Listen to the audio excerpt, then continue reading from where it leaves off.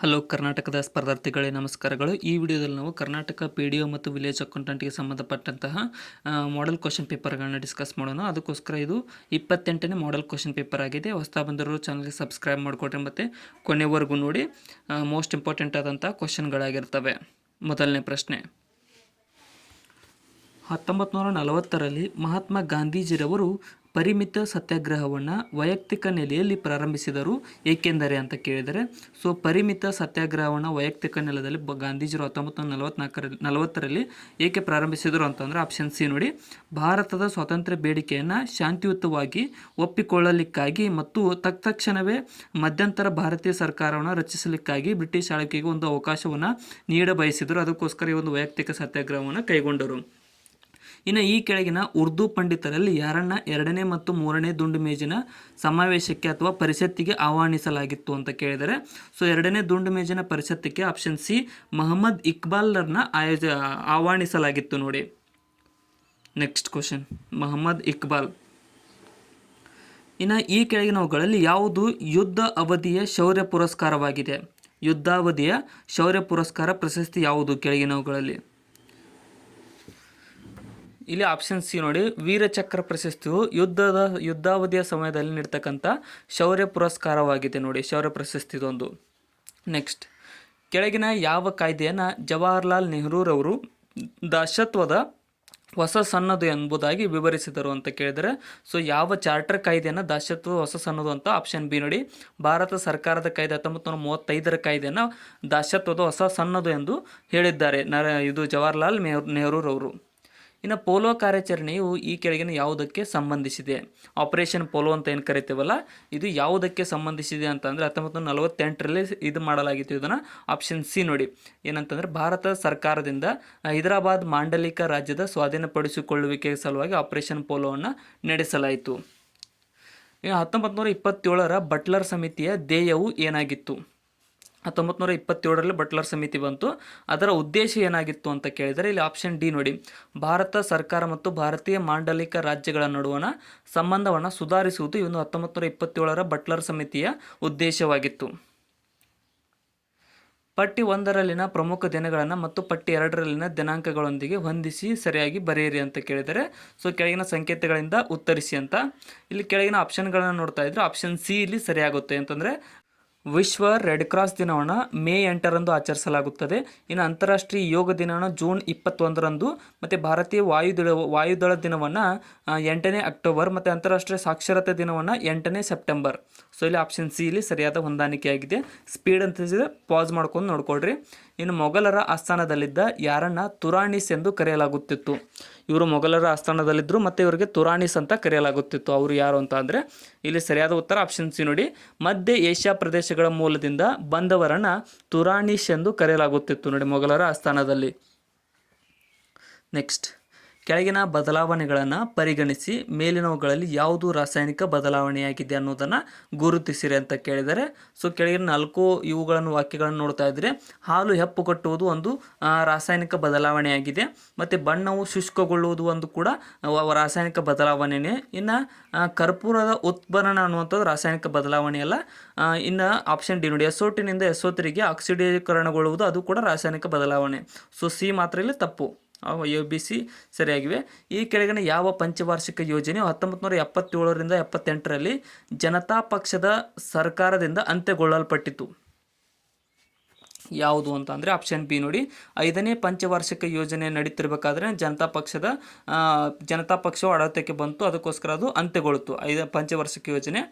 ಈ ಕೆಳಗಿನ ಯಾವುದರ ನಡುವೆ ಪಾಕ್ ಕೊಲ್ಲಿಯು ನೆಲೆಸಿದೆ? ಪಾಕ್ ಕೊಲ್ಲಿ ಅಥವಾ ಪಾಕ್ ಜಲಸಂಧಿ ಎಲ್ಲಿ ನೆಲೆಸಿದೆ ಅಂತ ಅಂದರೆ ಇಲ್ಲಿ ಸರಿಯಾದಂತಹ ಉತ್ತರ ಆಪ್ಷನ್ ಬಿ ಆಗುತ್ತೆ ನೋಡಿ, ಗಲ್ಫ್ ಆಫ್ ಮನ್ನಾರ್ ಮತ್ತು ಬೇ ಆಫ್ ಬೆಂಗಾಲ್ ನಡುವೆ ಈ ಒಂದು ಪಾಕ್ ಕೊಲ್ಲಿಯು ನೆಲೆಸಿದೆ. ನೆಕ್ಸ್ಟ್, ಇನ್ನು ಈ ಕೆಳಗಿನ ಯಾವ ಸ್ಥಳದಲ್ಲಿ ನವಿಲು ಅಭಯಧಾಮವು ಸ್ಥಾಪಿತವಾಗಿದೆ? ಇಲ್ಲಿ ಸರಿಯಾದಂತಹ ಉತ್ತರ ಆಪ್ಷನ್ ಡಿ ನೋಡಿ, ಬಂಕಾಪುರದಲ್ಲಿ ನವಿಲು ಅಭಯಧಾಮವು ಸ್ಥಾಪಿತವಾಗಿದೆ, ಬಂಕಾಪುರದಲ್ಲಿ. ನೆಕ್ಸ್ಟ್, ಈ ಕೆಳಗಿನ ಯಾವ ನದಿ ಮುಖಜ ಭೂಮಿಯಲ್ಲಿ ಭಟ್ಕಳ ಬಂದರು ನೆಲೆಯಾಗಿದೆ? ಭಟ್ಕಳ ಬಂದರು ಎಲ್ಲಿ ನೆಲೆಗೊಂಡಿದೆ? ಇಲ್ಲಿ ಸರಿಯಾದ ಉತ್ತರ ಆಪ್ಷನ್ ಬಿ ನೋಡಿ, ಶರಬಿ ನದಿಯು ಈ ಒಂದು ನದಿಮುಖಜ ಭೂಮಿಯಲ್ಲಿ ಭಟ್ಕಳ ಬಂದರು ನೆಲೆಯಾಗಿದೆ. ಶರಬಿ ನದಿಯ ನದಿಮುಖಜ ಭೂಮಿಯಲ್ಲಿ. ನೆಕ್ಸ್ಟ್, ಹಣದುಬ್ಬರಕ್ಕೆ ಕೆಳಗಿನ ಯಾವುದು ಹೊಣೆಯಾಗುವುದಿಲ್ಲ? ಹಣದುಬ್ಬರಕ್ಕೆ ಕೆಳಗಿನವುಗಳಲ್ಲಿ ಯಾವುದು ಆಧಾರ ಅಥವಾ ಹೊಣೆಯಾಗುವುದಿಲ್ಲ ಅಂತ ಕೇಳಿದರೆ, ಸೊ ಇಲ್ಲಿ ಕೆಳಗಿನವುಗಳಲ್ಲಿ ಆಪ್ಷನ್ ಬಿ ಸರಿಯಾಗುತ್ತೆ ನೋಡಿ. ಜನರಿಂದ ಉಳಿತಾಯದಲ್ಲಿನ ಹೆಚ್ಚಳವು ಹಣದುಬ್ಬರಕ್ಕೆ ಹೊಣೆಯಾಗುವುದಿಲ್ಲ, ಕಾರಣವಾಗುವುದಿಲ್ಲ. ಇನ್ನು ಮಿಕ್ಕಿದ 3 ಕಾರಣವಾಗುತ್ತವೆ, ಹಣದುಬ್ಬರವಾಗುತ್ತದರಿಂದ. ಇನ್ನು ವಿದ್ಯುತ್ ಉಪಕರಣಗಳನ್ನು ಭೂ ಅಂತರ್ಗತ ಅಥವಾ ಸಂಪರ್ಕಗೊಳಿಸುವುದು ಇದಕ್ಕಾಗಿ ಅಂತ ಕೇಳಿದರೆ, ಅಂದರೆ ವಿದ್ಯುತ್ ಉಪಕರಣಗಳನ್ನು ಅಂಡರ್ಗ್ರೌಂಡ್ ಮಾಡ್ತಾರಲ್ಲ, ಅದು ಯಾವುದಕ್ಕೋಸ್ಕರ ಅಂತ ಅಂದರೆ ಆಪ್ಷನ್ ಬಿ ನೋಡಿ, ವಿದ್ಯುತ್ ಆಘಾತಗಳನ್ನು ತಡೆಯುವ ಸಲುವಾಗಿ ಅಂಡರ್ಗ್ರೌಂಡ್ ವಿದ್ಯುತ್ ಇದನ್ನು ಚಾನಲನ್ನು ತರ್ತಾ ಇದ್ದಾರೆ. ಇವಾಗೆಲ್ಲ ಕಡೆ ಆ ಟೆಕ್ನಾಲಜಿ ನಡೀತಾ ಇದೆ. ಸೊ ಇನ್ನೂ ಯಾರು ಸಬ್ಸ್ಕ್ರೈಬ್ ಮಾಡಿಲ್ಲ ಅಂದರೆ ಸಬ್ಸ್ಕ್ರೈಬ್ ಮಾಡಿಕೊಡ್ರಿ ನಮ್ಮ ಚಾನಲ್ಗೆ, ಹೊಸ್ತಾ ಬಂದಿರೋರು. ನೆಕ್ಸ್ಟ್ ಕ್ವಶನ್, ಪಟ್ಟಿ 1ರಲ್ಲಿನ ಪ್ರಸಿದ್ಧ ಸ್ಥಳಗಳನ್ನು ಮತ್ತು ಪಟ್ಟಿ 2ರಲ್ಲಿನ ಅವುಗಳ ಸಂಬಂಧ ಹೊಂದಿರುವ ಪ್ರಖ್ಯಾತ ವ್ಯಕ್ತಿಗಳೊಂದಿಗೆ ಸರಿ ಹೊಂದಿಸಿರಿ ಅಂತ ಕೇಳಿದರೆ, ಸೊ ಪಟ್ಟಿ 1 ಎ ಮತ್ತು ಪಟ್ಟಿ ಬಿಗಳನ್ನು ಹೊಂದಿಸಿ ಬರೆದಾಗ ಆಪ್ಷನ್ ಬಿಲೇ ಸರಿಯಾಗುತ್ತೆ. ಕೋರ್ಸಿಕಾ ಅನ್ನುವಂಥದ್ದು ನೆಪೋಲಿಯನ್ ಬೋನಾಪಾರ್ಟಿ ಸಂಬಂಧಪಟ್ಟಿದೆ. ಮ್ಯಾಸಿಡೋನಿಯಾ ಅಲೆಕ್ಸಾಂಡರ್ ಮಹಾಸೇನಿಗೆ. ಮತ್ತು ಟ್ರಫಾಲ್ಗರ್ ಅನ್ನುವಂಥದ್ದು ನೆಲ್ಸನ್ಗೆ ಸಂಬಂಧಪಟ್ಟಿದೆ. ಮೆಕ್ಕಾ ಅನ್ನುವಂಥ ಪ್ರವಾದಿ ಮೊಹಮ್ಮದ್ಗೆ ಸಂಬಂಧಪಟ್ಟಿದೆ. ಸೊ ಇಲ್ಲಿ ಆಪ್ಷನ್ ಬಿ ಸರಿಯಾಗುತ್ತದೆ. ಈ ಕೆಳಗಿನವರಲ್ಲಿ ಯಾರು ಪ್ರತಿ ವರ್ಷವೂ ಅಧಿಕೃತವಾಗಿ ಭಾರತದ ಆರ್ಥಿಕ ಸಮೀಕ್ಷೆನ ಪ್ರಕಟಿಸುವವರು ಅಂತ ಕೇಳಿದರೆ, ಸೊ ವರ್ಷದಲ್ಲಿ ಭಾರತದ ಆರ್ಥಿಕ ಸಮೀಕ್ಷೆಯನ್ನು ಪ್ರಕಟಿಸುವ ಸಂಸ್ಥೆ ಆಪ್ಷನ್ ಸಿ, ಭಾರತ ಸರ್ಕಾರದ ಹಣಕಾಸು ಮಂತ್ರಿಮಂಡಲ ಪ್ರಕಟಿಸುತ್ತದೆ. ಇದು ನಿನ್ನೆ ಕೂಡ ಒಂದು ಹಣಕಾಸು ಏನು ಬಜೆಟ್ ಮಂಡನೆ ಆಗಿದೆ. ಪಟ್ಟಿ 1ರಲ್ಲಿನ ಸ್ಮಾರಕಗಳನ್ನು ಮತ್ತು ಪಟ್ಟಿ 2ರಲ್ಲಿನ ಮನೆತನಗಳೊಂದಿಗೆ ಸರಿ ಹೊಂದಿಸಿರಿ ಅಂತ ಕೇಳಿದ್ದಾರೆ. ಸ್ಮಾರಕಗಳು ಮತ್ತು ಅವು ಯಾವ ಮನೆತನದಿಂದ ಕಟ್ಟಲ್ಪಟ್ಟಿವೆ ಅಂತ. ಆಪ್ಷನ್ ಬಿ ನೋಡಿ, ಇಲ್ಲಿ ಏನಾಗ್ತದೆ, ಅಲೈ ದರ್ವಾಜವನ್ನು ಕಟ್ಟಿದವರು ಯಾರಂತ ಖಿಲ್ಜಿ ಮನೆತನ. ಮತ್ತು ಹಾಜ್ ಕಾಸ್ತನ ಕಟ್ಟಿದವರು ಯಾರಂತ ತುಘಲಕ್ ಮನೆತನ. ಶಾಲಿಮಾರ್ ಬಾಗನ ಕಟ್ಟಿದವರು ಮೊಘಲ್ ಮನೆತನ. ಮತ್ತು ಅಡಾಯಿದಿನ್ ಕಾ ಜೋಪ್ಡಾ ಅನ್ನುವಂಥದ್ದನ್ನು ಕಟ್ಟಿದವರು ಗುಲಾಮಿ ಮನೆತನ. ಆಪ್ಷನ್ ಬಿ ಇಲ್ಲಿ ಸರಿಯಾಗಿದೆ. ಇನ್ನು ಕೆಳಗಿನ ಕಾರ್ಯಕಾರಿಗಳನ್ನು ಪರಿಗಣಿಸಿ ಇವರುಗಳ ಅಗ್ರತೆಯಲ್ಲಿನ ಕ್ರಮಗಳ ಸರಿಯಾದ ಶ್ರೇಣಿಯು ಯಾವುದು? ಇಲ್ಲಿ ಸರಿಯಾದಂಥ ಉತ್ತರ ಆಪ್ಷನ್ ಸಿ ನೋಡಿ. ಏನಂತ ಅಂದರೆ ಭಾರತದ ಮುಖ್ಯ ನ್ಯಾಯಾಧೀಶರು ಬರ್ತಾರೆ ಅಗ್ರ ಶ್ರೇಣಿಯಲ್ಲಿ. ಅವರ ಕೆಳಗಡೆ ಯಾರು ಬರ್ತಾರೆ? ಕೇಂದ್ರ ಕ್ಯಾಬಿನೆಟ್ ಮಂತ್ರಿಗಳು ಬರ್ತಾರೆ. ಅವರಿಗಿಂತ ಕೆಳಗಡೆ ಮುಖ್ಯ ಚುನಾವಣಾ ಆಯುಕ್ತರು, ಕೊನೆಗೆ ಕ್ಯಾಬಿನೆಟ್ ಕಾರ್ಯದರ್ಶಿ. ಸೊ ಇಲ್ಲಿ ಆಪ್ಷನ್ ಸಿ ಸರಿಯಾಗುತ್ತದೆ. ದರ್ಜೆಗೆ ಹೋಲಿಸುತ್ತಾರೆ. ನೆಕ್ಸ್ಟ್, ಮುಖ್ಯ ಮಾಹಿತಿ ಆಯುಕ್ತರ ಅಥವಾ ಮಾಹಿತಿ ಆಯುಕ್ತರ ಅಧಿಕಾರಾವಧಿ ಎಷ್ಟು? ಮಾಹಿತಿ ಆಯುಕ್ತರ ಅಧಿಕಾರಾವಧಿ ಆಪ್ಷನ್ ಬಿ ನೋಡಿ, 5 ವರ್ಷಗಳ ಅವಧಿ ಅಥವಾ 65 ವರ್ಷ ವಯಸ್ಸಾಗುವವರೆಗೆ ಯಾವುದು ಮೊದಲು ಅಲ್ಲಿಯವರೆಗೆ ಅವರು ಅಧಿಕಾರದಲ್ಲಿ ಇರುತ್ತಾರೆ. ಮಾಹಿತಿ ಆಯುಕ್ತರ ಅಧಿಕಾರಾವಧಿ. ಭಾರತದ ಪ್ರಥಮ ಗವರ್ನರ್ ಜನರಲ್ನಾದ ವಾರನ್ ಹೇಸ್ಟಿಂಗ್ಸ್ನು ದುರ್ನಡತೆಯ ಅಪಾದಿತನಾಗಿದ್ದು ಅವನ ವಿರುದ್ಧವಾಗಿ ಕೈಗೊಳ್ಳಲಾದ ಕ್ರಮವೇನು? ಬ್ರಿಟಿಷ್ ಸರ್ಕಾರದಿಂದ ಅವನ ವಿರುದ್ಧ ಏನು ನಡೀತಂದ್ರೆ ಆಪ್ಷನ್ ಬಿ ನೋಡಿ, ಅವನ ವಿರುದ್ಧವಾಗಿ ಖಂಡಿಸುವ ವ್ಯವಹಾರಗಳನ್ನು ಪ್ರಾರಂಭಿಸಲಾಯಿತು. ನೆಕ್ಸ್ಟ್ ಕ್ವಶನ್, ಸಾಮಾನ್ಯವಾಗಿ ಮೊಬೈಲ್ ಫೋನ್ ಹ್ಯಾಂಡ್ಸೆಟ್ಗಳಲ್ಲಿ ಬಳಸುವ ಪುನಃ ವಿದ್ಯುದಾವಿಷ್ಟಗೊಳಿಸಬಹುದಾದ ರೀಚಾರ್ಜಬಲ್ ಬ್ಯಾಟ್ರಿಗಳು ಯಾವುದರಿಂದ ಮಾಡಲ್ಪಟ್ಟಿರ್ತವೆ ಅಂತ ಕೇಳಿದರೆ, ಸೊ ಇಲ್ಲಿ ಆಪ್ಷನ್ ಏನು ನೋಡಿ, ಲಿಥಿಯಂ ಅಯಾನ್ ಬ್ಯಾಟ್ರಿಯಿಂದ ಈ ಒಂದು ರೀಚಾರ್ಜಬಲ್ ಇನ್ಬಿಲ್ಟ್ ಬ್ಯಾಟ್ರಿಗಳು ಮಾಡಲ್ಪಟ್ಟಿರ್ತವೆ. ನೆಕ್ಸ್ಟ್, ಭಾರತೀಯ ಒಕ್ಕೂಟದ ರಾಜ್ಯಗಳನ್ನು ಪುನರ್ರಚಿಸುವುದು ಅಥವಾ ಅವುಗಳ ಎಲ್ಲೆಗಳನ್ನು ಬದಲಿಸುವುದು ಇದರಿಂದ ಅಂತ ಕೇಳಿದರೆ, ಸೊ ಭಾರತೀಯ ರಾಜ್ಯಗಳ ಒಕ್ಕೂಟಗಳನ್ನು ಇಲ್ಲಿ ಆಪ್ಷನ್ ಬಿ ನೋಡಿ, ಕೇಂದ್ರ ಸಂಸತ್ತು ಸಾಧಾರಣ ರೂಢಿಯ ಶಾಸನ ಪ್ರಕ್ರಿಯೆಯಲ್ಲಿ ಸರಳ ಬಹುಮತದಿಂದ ಈ ಒಂದು ಭಾರತೀಯ ಒಕ್ಕೂಟದ ರಾಜ್ಯಗಳನ್ನು ಪುನರ್ರಚಿಸಲು ಅವಶ್ಯಕವಾಗಿರುತ್ತದೆ. ಇನ್ನು ಶಿವಾಜನ ರಕ್ಷಿಸಲೋಸುಗ ಬಿಜಾಪುರದ ದೊರೆಯಿಂದ ಕಳುಹಿಸಲ್ಪಟ್ಟವರು ಯಾರು ಅಂತ ಕೇಳಿದ್ದಾರೆ. ಸೊ ಇಲ್ಲಿ ಸರಿಯಾದಂತಹ ಉತ್ತರ ಆಪ್ಷನ್ ಸಿ ನೋಡಿ, ಅಫ್ಜಲ್ ಖಾನ್ ಶಿವಾಜಿಯನ್ನು ಶಿಕ್ಷಿಸಲು ಈ ಒಂದು ಬಿಜಾಪುರದ ದೊರೆಯಿಂದ ಕಳುಹಿಸಲ್ಪಟ್ಟ ವ್ಯಕ್ತಿಯಾಗಿದ್ದಾನೆ, ಮಂತ್ರಿ ಅಫ್ಜಲ್ ಖಾನ್. ಈ ಕೆಳಗಿನವುಗಳಲ್ಲಿ ಸರಿ ಹೊಂದುವುದು ಯಾವುದು ಅಂತ ಕೇಳಿದ್ದಾರೆ. ಸೊ 4 ಇದರಲ್ಲಿ ಸರಿ ಹೊಂದಿರುವ ಭಾಗ ಯಾವುದು? ಆಪ್ಷನ್ಗಳನ್ನ ನೋಡ್ತಾ ಇದ್ದರೆ ಸರಿಯಾದಂಥ ಉತ್ತರ ಆಪ್ಷನ್ ಸಿ ಆಗುತ್ತೆ ನೋಡಿ. ಅಂದರೆ ಸಂವಿಧಾನದ 3ನೇ ಭಾಗದಲ್ಲಿ ಮೂಲಭೂತ ಹಕ್ಕುಗಳಿದ್ದಾವೆ, ಸರಿಯಾಗಿದೆ. ಇನ್ನು ಸಂವಿಧಾನದ 2ನೇ ಭಾಗದಲ್ಲಿ ಪೌರತ್ವ ಇದೆ, ಅದು ಕೂಡ ಸರಿಯಾಗಿದೆ. ಇನ್ನು ಆಪ್ಷನ್ ಸಿ ನೋಡಿ ಏನಂತಂದರೆ ಸಂವಿಧಾನದ 4A ಭಾಗದಲ್ಲಿ ಮೂಲಭೂತ ಕರ್ತವ್ಯಗಳು, ಅದು ಕೂಡ ಸರಿಯಾಗಿದೆ. ಇನ್ನು ಸಂವಿಧಾನದ 5ನೇ ಭಾಗದಲ್ಲಿ ರಾಜ್ಯ ನೀತಿ ನಿರ್ದೇಶಕ ತತ್ವಗಳು ಇಲ್ಲ, ಅದು ತಪ್ಪು ನೋಡಿ. 4ನೇ ಭಾಗದಲ್ಲಿ ಇದ್ದಾವೆ ರಾಜ್ಯ ನೀತಿ ನಿರ್ದೇಶಕ ತತ್ವಗಳು. ಇನ್ನು ಈ ಕೆಳಗಿನವುಗಳಲ್ಲಿ ಯಾರು ಭಾರತ ರತ್ನ ಪ್ರಶಸ್ತಿಯನ್ನು ಮರಣೋತ್ತರವಾಗಿ ಸ್ವೀಕರಿಸಿದವರಾಗಿದ್ದಾರೆ?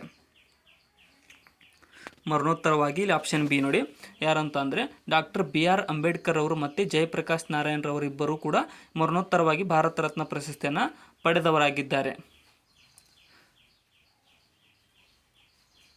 Next question.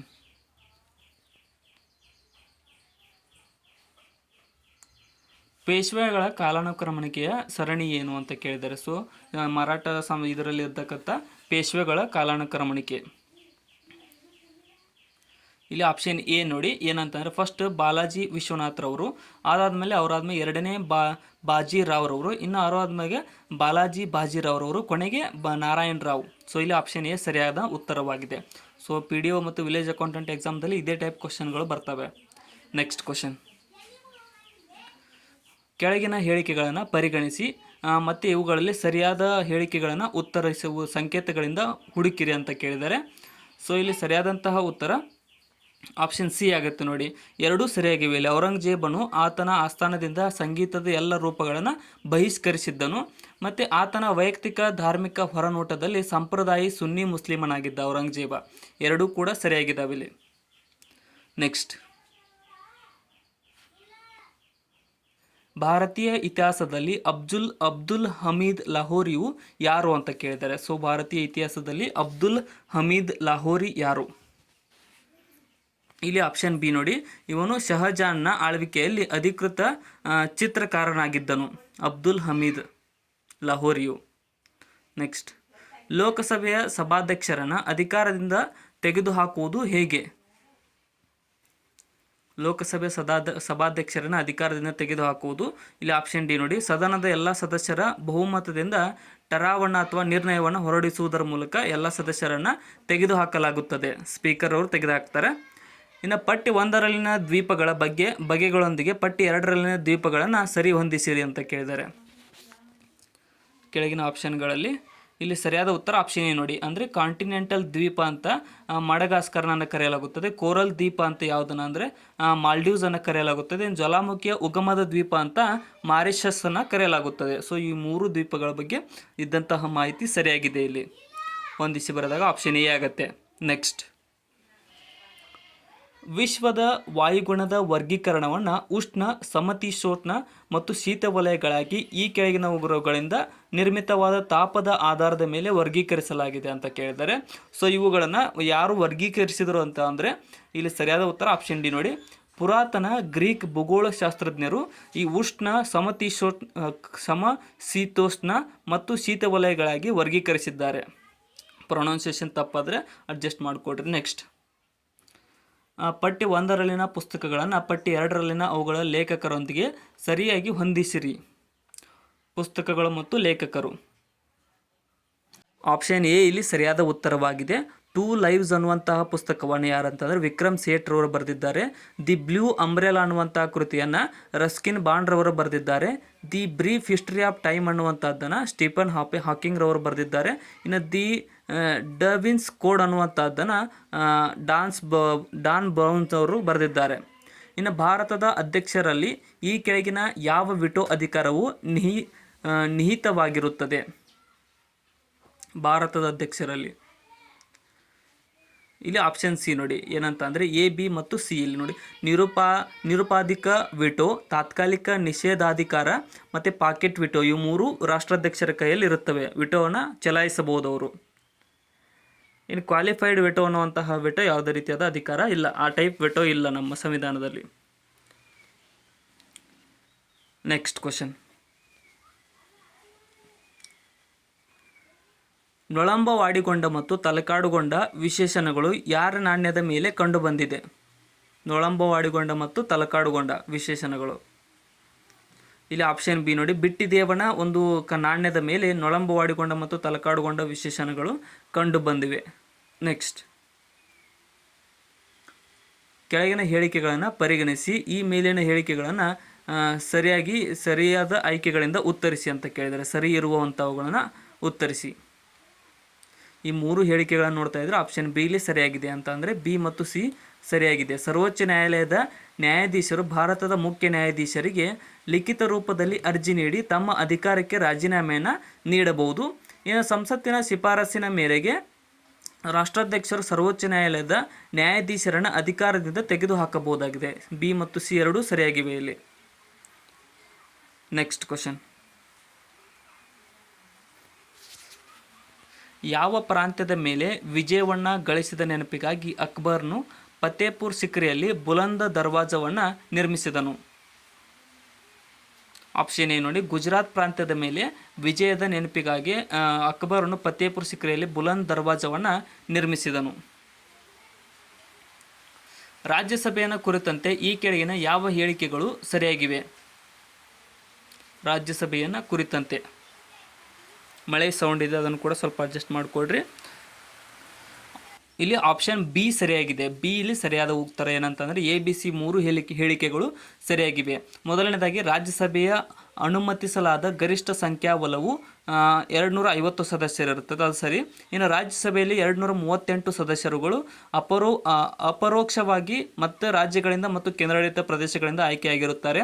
ಅಖಿಲ ಭಾರತ ಸೇವೆಗಳ ಸೃಷ್ಟಿಯಂತಹ ವಿಷಯಗಳಲ್ಲಿ ಲೋಕಸಭೆಯೊಂದಿಗೆ ಸಂಸದೀಯ ಅಧಿಕಾರಗಳನ್ನು ಸಮಾನವಾಗಿ ಹಂಚಿಕೊಳ್ಳುತ್ತದೆ. 3 ಸರಿಯಾಗಿವೆ ಅಲ್ಲಿ. ವಿಜಯನಗರ ಆಳ್ವಿಕೆಯಡಿ ಜಮೀನುದಾರರು ಮತ್ತು ಗೇಣಿದಾರರ ನಡುವೆ ಇದ್ದ ಪಾಲುದಾರಿಕೆ ವ್ಯವಸ್ಥೆಯನ್ನು ಹೀಗೆಂದು ಕರೆಯುತ್ತಾರೆ. ಜಮೀನ್ದಾರರು ಮತ್ತು ಗೇಣಿದಾರರ ನಡುವೆ ಆಪ್ಷನ್ ಸಿ ನೋಡಿ ವರಂ ಅಂತ ಕರೆಯುತ್ತಿದ್ದರು ವಿಜಯನಗರ ಆಳ್ವಿಕೆಯಲ್ಲಿ. ನೆಕ್ಸ್ಟ್. ಇನ್ನು ಮಲ್ಪೆ ಬಳಿಯಲ್ಲಿರುವ ಸೇಂಟ್ ಮೆರೆಸ್ ದ್ವೀಪದ ಸ್ಥಳೀಯ ಹೆಸರೇನು? ಸ್ಥಳೀಯ ಹೆಸರು ಏನಿತ್ತು? ಮಲ್ಪೆ ಬಳಿ ಇರತಕ್ಕಂಥ ಸೇಂಟ್ ಮೆರೆಸ್ ದ್ವೀಪದ ಸ್ಥಳೀಯ ಹೆಸರು ಇಲ್ಲಿ ಆಪ್ಷನ್ ಬಿ ನೋಡಿ, ತೊನ್ಸೆಪಾರ್ ದ್ವೀಪ ಅಂತ ಕರೆಯಲಾಗುತ್ತಿತ್ತು. ತೊನ್ಸೆಪಾರ್ ದ್ವೀಪ. ನೆಕ್ಸ್ಟ್.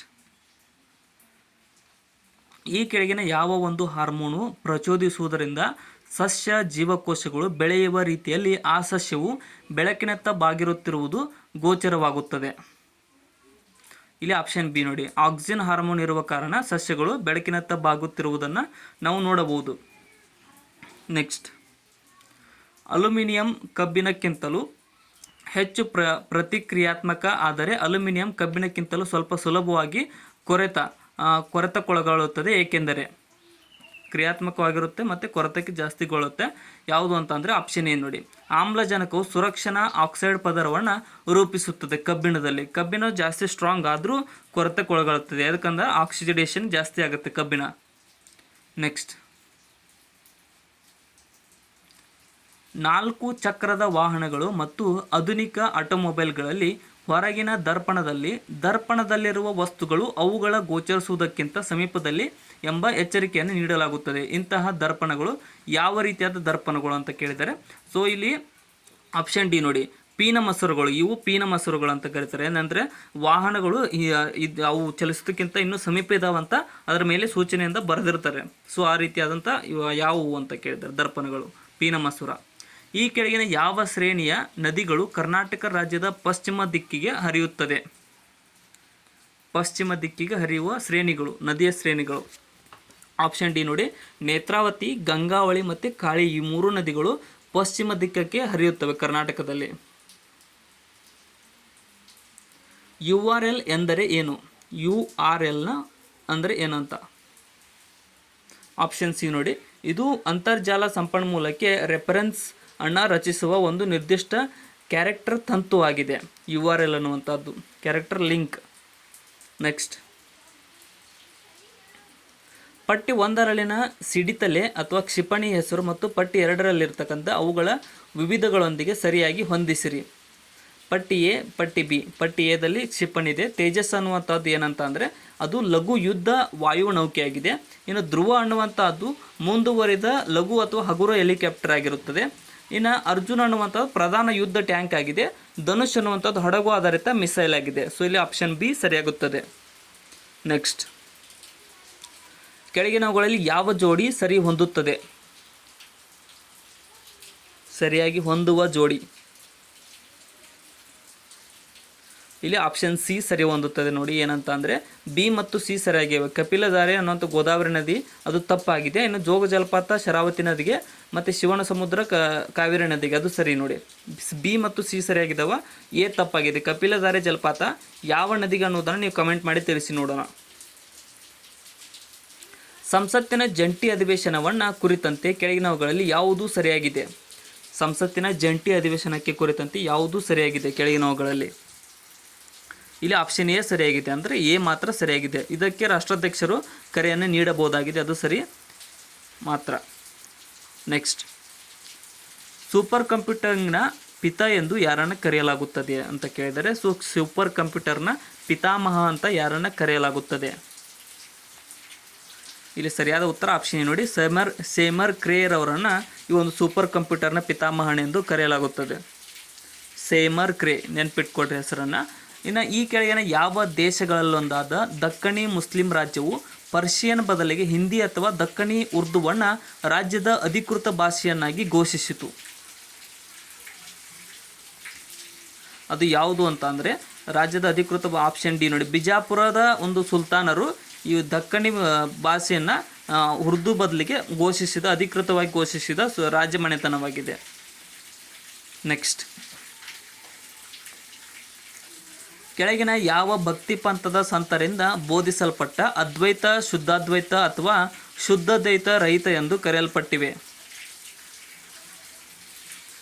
ಇಲ್ಲಿ ಆಪ್ಷನ್ ಡಿ ನೋಡಿ. ವಲ್ಲಭಾಚಾರ್ಯರು ಘೋಷಿಸಲ್ಪಟ್ಟ ಒಂದು ಇದನ್ನು ಅದ್ವೈತ ಸಿದ್ಧಾಂತ ಅಂತ ಕರೆಯಲಾಗುತ್ತದೆ. ಕೆಳಗಿನ ಮಾತುಗಳನ್ನು ಹೇಳಿದವರು ಯಾರು ಅಂತ ಕೇಳಿದರೆ, ಪರಿಶೀಲಿಸಿದಾಗ ಜನಸಂಖ್ಯೆಯು ಜಾಮಿತೀಯ ಅನುಪಾತದಲ್ಲಿ ಏರುತ್ತದೆ ಮತ್ತು ಜೀವನಾಧಾರವು ಮಾತ್ರ ಅಂಕಗಣಿತೀಯ ಅನುಪಾತದಲ್ಲಿ ಹೆಚ್ಚುತ್ತದೆ. ಏನಂತಂದರೆ ಆಪ್ಷನ್ ಬಿ ನೋಡಿ. ಮಾಲ್ತಾಜ್ರವರು ಈ ಒಂದು ಹೇಳಿಕೆಯನ್ನು ಹೇಳಿದವರಾಗಿದ್ದಾರೆ. ಸೊ ನಾನು ಪ್ರೊನೌನ್ಸಿಯೇಷನ್ ಸ್ವಲ್ಪ ತಪ್ಪಾಗಿ ಅಂದಿದ್ದೀನಿ, ನೀವು ಅಡ್ಜಸ್ಟ್ ಮಾಡಿಕೊಂಡು ಅದನ್ನು ಪಾಸ್ ಮಾಡಿಕೊಂಡು ಓದ್ಕೊಡ್ರಿ. ಸೊ ಮಳೆ ಜಾಸ್ತಿ ಇದೆ, ಆ ಡಿಸ್ಟರ್ಬೆನ್ಸ್ ಕೂಡ ಇದೆ, ನನಗೆ ಅರ್ಥ ಆಗುತ್ತೆ. ಬಟ್ ನೆಕ್ಸ್ಟ್ ಟೈಮ್ ಹೀಗಾಗಲ್ಲ. ನೆಕ್ಸ್ಟ್, ಜನರನ್ನು ಮತ್ತು ಸರಕುಗಳನ್ನು ಸಾಗಣೆ ಮಾಡುವಲ್ಲಿ ರೈಲ್ವೆಯು ಮುಖ್ಯ ಪಾತ್ರವನ್ನು ವಹಿಸುತ್ತದೆ. ರೈಲ್ವೆ ಪಥಗಳು ವಿಭಿನ್ನ ಭೌಗೋಳಿಕ ಪ್ರದೇಶಗಳ ಮುಖಾಂತರ ಸಂಚರಿಸುತ್ತವೆ ಅಥವಾ ಅಡ್ಡ ಹಾಯುತ್ತವೆ. ಪ್ರಪಂಚದಲ್ಲಿ ಅತ್ಯಂತ ಉನ್ನತವಾದ ರೈಲ್ವೆ ಪಥವು ಎಲ್ಲಿದೆ ಅಂತ ಕೇಳಿದರೆ ಇಲ್ಲಿ ಆಪ್ಷನ್ ಎ ನೋಡಿ. ಚೀನಾದಲ್ಲಿ ಕೈಂಗ್ ಮತ್ತು ಟಿಬೆಟ್ ರೈಲು ಮಾರ್ಗ ಪ್ರಪಂಚದ ಅತ್ಯಂತ ಉನ್ನತವಾದ ರೈಲು ಮಾರ್ಗವಾಗಿತ್ತು. ಇವಾಗ ನಮ್ಮ ದೇಶದ ಲಡಾಖ್ನಲ್ಲಿ ನಿರ್ಮಿಸಲಾಗಿದೆ ಅತಿ ಉನ್ನತವಾದ ರೈಲು ಮಾರ್ಗವನ್ನು. 2011ರ ಜನಗಣತಿಯ ಮೇರೆಗೆ ಜನಸಂಖ್ಯೆಯ ಆರೋಹಣ ಕ್ರಮದಲ್ಲಿ ಕೆಳಗಿನ ರಾಜ್ಯಗಳನ್ನು ಜೋಡಿಸಿರಿ ಅಂತ ಕೇಳಿದರೆ, ಸೊ ನೀಡಿರುವ ಆಯ್ಕೆಗಳಲ್ಲಿ ಸರಿಯಾದ ಉತ್ತರಕ್ಕಾಗಿ ಸಂಕೇತವನ್ನು ಆರಿಸಿರಿ.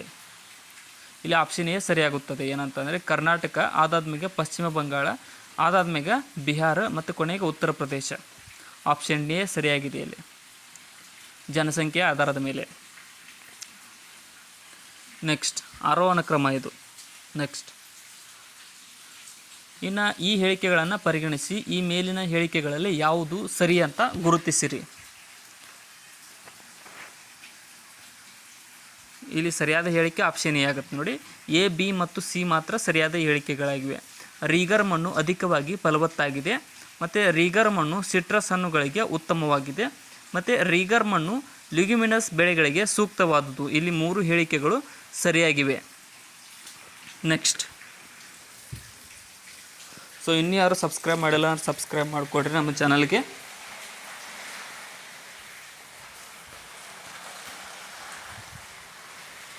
ಆಯುರ್ವೇದ ಎಂಬುದರ ಸಾಹಿತ್ಯಿಕ ಅರ್ಥವು ಜೀವನದ ವಿಜ್ಞಾನವಾಗಿದ್ದು ಇದು ಪುರಾತನ ವೈದ್ಯಕೀಯ ವಿಜ್ಞಾನವಾಗಿದ್ದು ಭಾರತದಲ್ಲಿ ಸಾವಿರಾರು ವರ್ಷಗಳ ಹಿಂದೆ ಅಭಿವೃದ್ಧಿ ಹೊಂದಿತು.